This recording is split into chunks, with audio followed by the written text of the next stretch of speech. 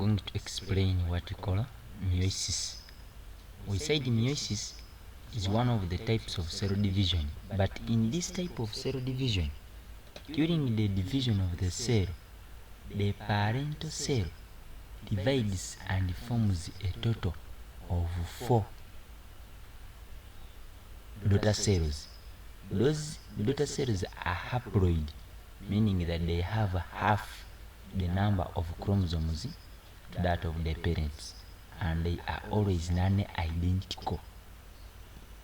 That's why we see that there are variations that occur because of this type of variation. This we said the other time in the occurrence, if you didn't watch the other video, that it is very important in the formation of gametes, and there is having the number of chromosomes prior to fertilization. Meiosis ensures that zygote has normal diploid. It ensures that the zygote possesses a normal number of chromosomes. We explained that when we were looking at the introductory part of meiosis. Meiosis does not occur like mitosis. For it, it has 2 divisions: the first meiotic division and the second meiotic division. It is called the 2 successive divisions. We have said they have the first meiotic division, and then you have the second meiotic division. We said a total of 4 daughter cells are produced during this type of division. So when you're defining meiosis, is a type of cell division where 4 haploid and non-identical daughter cells are produced. Stages: we have what we call the first meiotic division, but this begins after interphase has occurred, and that is prophase. The first meiotic division we call it meiosis 1, and the second one we call it meiosis 2.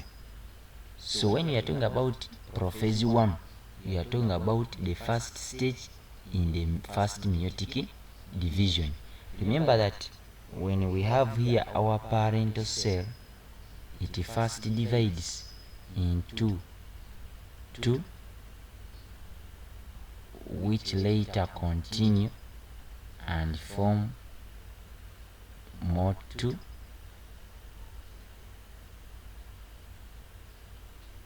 then this one also forms 2, giving us a total of 4 daughter cells. Now, the first one is what we call the first meiotic division, and the second one is what we call the second meiotic division. This is what I'm trying to mean, that this one here is what we call meiosis 1, and this is meiosis 2. This is meiosis 1 and this is meiosis 2.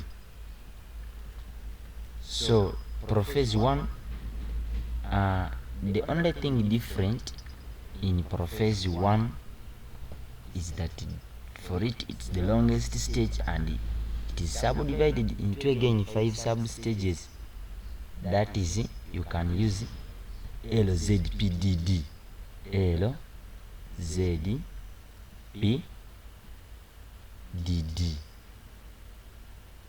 That is leptonin, zygotin, pakitin, diplotin, and then the kinesis. Those are the 5 stages that are under prophase 1, and we are going to look at what occurs in leptonin, what occurs in zygotin, what occurs in pakitin, diplotin, and kinesis. The moment you understand those events which take place in those specific stages, then you have understood what we call meiosis, because the other things are just a continuation of what we know. Let us look at it in details. In leptonin, the chromosomes are single, long and scattered.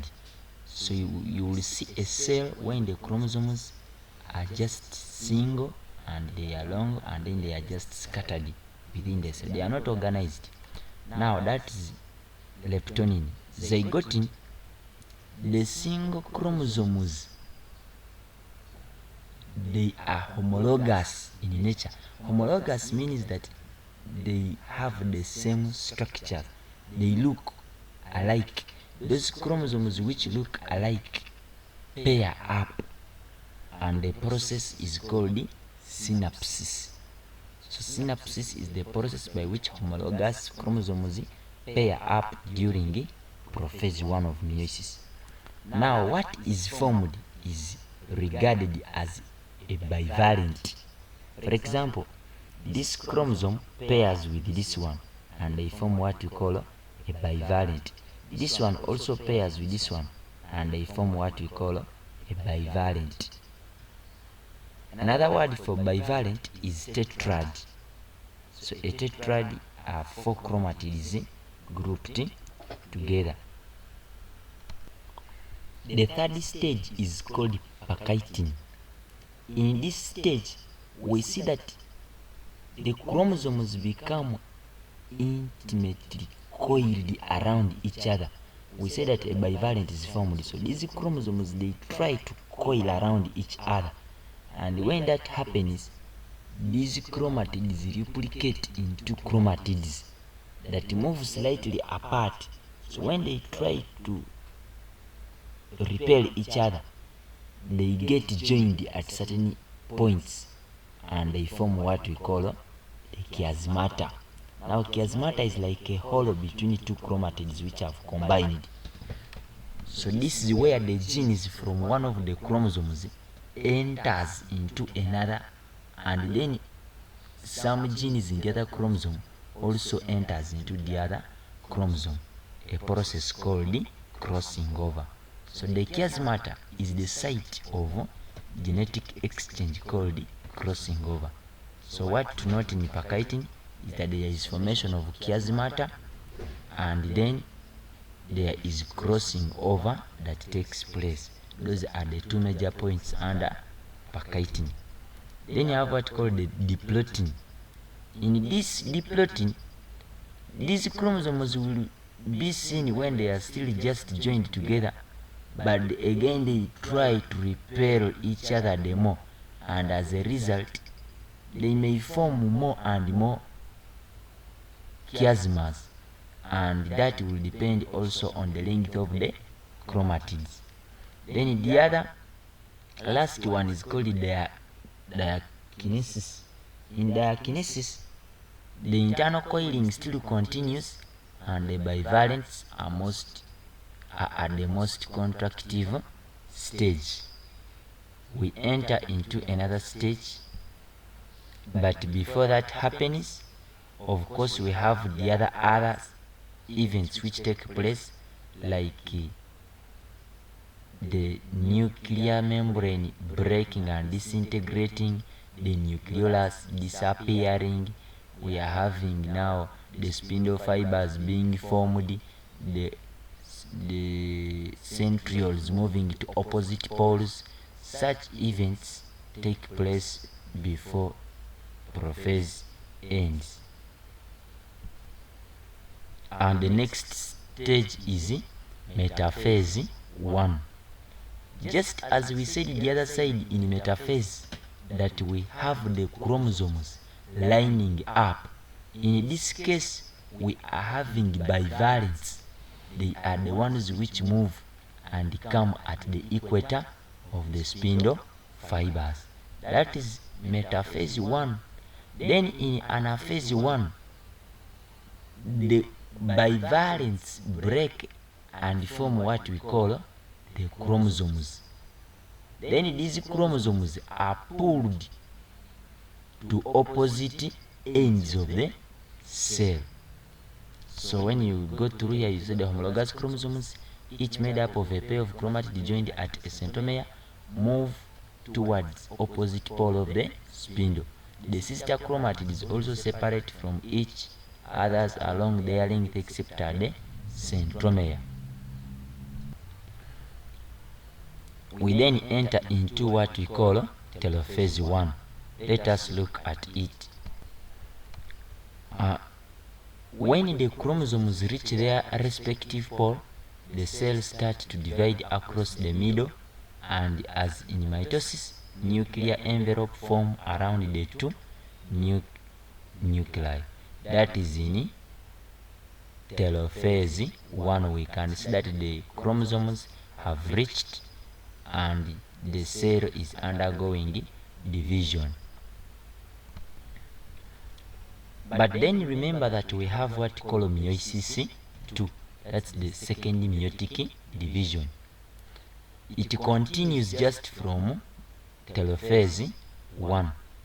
The separation of homologous chromosomes that make up a bivalent is achieved by first meiotic division. The purpose of second meiotic division is to separate the chromatids from one another. Remember now, chromosomes have been moving to opposite poles, but they must be further separated from chromatids, meaning that meiosis 2 is equal to mitosis. In fact, if you can describe the events which take place in mitosis, then you can do everything in meiosis 2.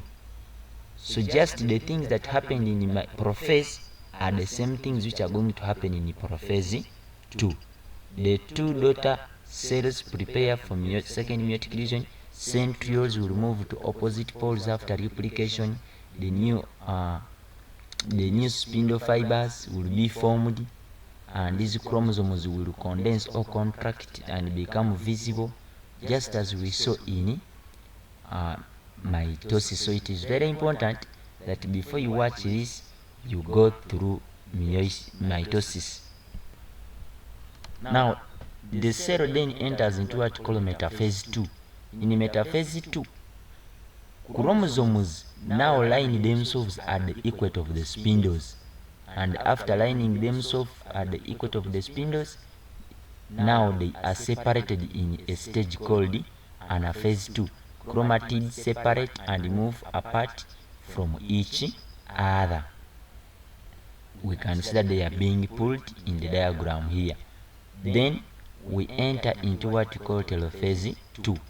When the chromosomes reach the end of the spindle, the cell divides. We say that in telophase, most of the things come back that had disappeared. So just make sure you mention all those things which disappeared. The spindles apparatus, they disappear because now they have no use. They have finished pulling the chromatids, and the chromosomes, those chromatids become chromosomes, and again become very thin and invisible to form. In fact, they form what we call chromatin. The new nuclear envelope again develops, the nucleoli reappears. So such things that disappeared again come back in telophase 2 as cytokinesis also begins. I think you can look at this drawing and see how this process occurs, that most of the things appears. This nuclear membrane has not been there, but it has now come back, and the nuclear envelope is then the nucleus is supposed to be there, but the diagram is not just showing it, but you must have the concept. How is meiosis important? One is for sexual reproduction. Meiosis is the one that has, you see, the sperm comes with 23 chromosomes, then the ovum with 23 chromosomes out of 46 from each of the parents, meaning that it results into half number of chromosomes during fertilization. The nucleus of the two gametes fuse to form a zygote to restore the diploid number of chromosomes for its species. It is a source of genetic variations. Variations, those are the differences in the characteristics of organisms. What brings genetic variation is it is because of the crossing over which take place in prophase 1, where the genes from one chromosome swaps, and then also the other ones also swap into another chromosome. The other thing is the independent assortment, that these chromosomes randomly combine with each other. So the random distribution of chromosomes into gametes at metaphase 1, when they are arranging themselves there, is also another cause of variations during this process of meiosis. This is a summary of the events which take place in prophase 1. We see sister chromatids here, spindle fibers being formed. These are chromatids. This is a tetrad because of the combining. So the events which take place have been summarized here. Prometaphase, those are just more of the events which take place during prophase. You can mention any from these two boxes. Metaphase 1, you know what happens there, that the bivalents align themselves at the equator of the spindles. The event is there. And at phase 1, you can see that they are being pulled. The chromosomes are being separated after crossing over has occurred. Then in telophase 1, we said that they reach and the things which were getting disappeared now again reform. The summary of the events is here in prophase 1. Nucleus disappears, homologous chromosomes condense and become visible, centrioles move to opposite poles of the cell, synapses occur to form bivalents, chiasmata forms and crossing over takes place, the nucleus disintegrates and disappears, spindle fibers form from the centrioles. In metaphase 1, bivalents move at the equator of the spindle fibers. They attach themselves at those bivalents. Then in anaphase 1, we see that the homologous chromosomes, they separate and then they are pulled to opposite poles of the cell. In telophase 1, the chromosomes arrive at the opposite cell poles and the cell divides into two forms. However, in plant cells, we see that there is formation of what we call a cell plate. That's a summary of the events in. Lastly, basing on how you've understood the concept, we can look at mitosis and meiosis in a Venn diagram. These are the differences, and then the ones in the middle are the similarities. Mitosis occurs in all organisms except in viruses. Meiosis occurs only in plants, animals, and fungi. It creates all somatic cells, meaning that it occurs in somatic cells. This one creates sexy cell, not even they are reproductive cells. This one involves one division, but the other one has two. That's the meiosis 1 and meiosis 2. This one produces 2 diploid daughter cells. The other one produces 4 haploid diploid cells. The daughter cells are genetically identical. They look each. But when you go in meiosis, they are very different. And it creates a human cell with 46 chromosomes. That's diploid, while this one is 23 chromosomes. Now when you look at similarities, they both occur in animals and plants. They start when the cell is diploid and they produce new cells or daughter cells. There is DNA replication before they begin in interphase and same basic stages. Please, I've come at the end of the lesson. Like, share and subscribe. The next video under cell division, maybe there will be just questions and then answers on how to do it, but concepts have been done. I only wish you success and thank you. Subscribe for more and more updates.